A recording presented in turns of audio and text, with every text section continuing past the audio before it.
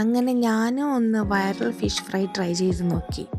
എല്ലാവരും കറക്കണ പോലെ ഒന്ന് കറക്കാൻ നോക്കിയതാണ് കേട്ടോ, പക്ഷെ അതങ്ങ് ശരിയായില്ല. ഇനി നമുക്കൊരു പാനിലേക്ക് ഓയിൽ ഒഴിച്ച് കൊടുത്തിട്ട് കാശ്മീരി മുളക് പൊടിയും മഞ്ഞൾപ്പൊടിയും കൂടി നന്നായിട്ട് മിക്സ് ചെയ്തെടുക്കാം.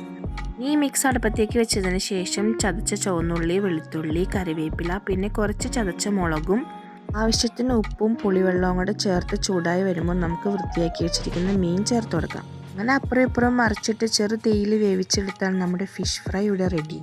ഇനി നല്ല ചൂട് ചോറിലേക്ക് ഈ ഫിഷ് ഫ്രൈയും കൂടെ ചേർത്ത് കഴിച്ചാലുണ്ടല്ലോ, വേറെ കറികളൊന്നും വേണ്ട. പിള്ളേരെയും വിളിച്ചിട്ട് അവർക്ക് ഓരോ ഉരുള ടേസ്റ്റ് ചെയ്യാൻ കൊടുത്തു കേട്ടോ. ഇവൾക്ക് എന്ത് കൊടുത്താലും മുഖത്ത് യാതൊരു ഭാവവ്യത്യാസം ഉണ്ടാവില്ല. കുഴപ്പമില്ല എന്നുള്ളൊരു ഉത്തരം മാത്രമേ അവിടെ നിന്ന് വരുള്ളൂ കേട്ടോ. പിള്ളേർക്ക് എന്തായാലും ഫിഷ് ഫ്രൈ ഇഷ്ടപ്പെട്ടു. ഞാൻ എന്തുണ്ടാക്കി കൊടുത്താലും നല്ലതായാലും ചീത്തയായാലും ഗുഡെന്ന് പറയാനായിട്ട് എനിക്കിതേ ഒരാളുണ്ട് കേട്ടോ. മീനായതുകൊണ്ടാണെന്ന് തോന്നുന്നു പുള്ളിക്കാരത്തിക്ക് നന്നായിട്ട് ഇഷ്ടപ്പെട്ടു. അപ്പം നമ്മുടെ വൈറൽ ഫിഷ് ഫ്രൈ നല്ല അടിപൊളിയാണ് കേട്ടോ. വീഡിയോ ഇഷ്ടപ്പെടാൻ സപ്പോർട്ട് ചെയ്യാൻ മറക്കരുത്. അപ്പം നമുക്ക് അടുത്ത വീഡിയോയിൽ കാണാം. എല്ലാവർക്കും ബൈ ബൈ. ബൈ.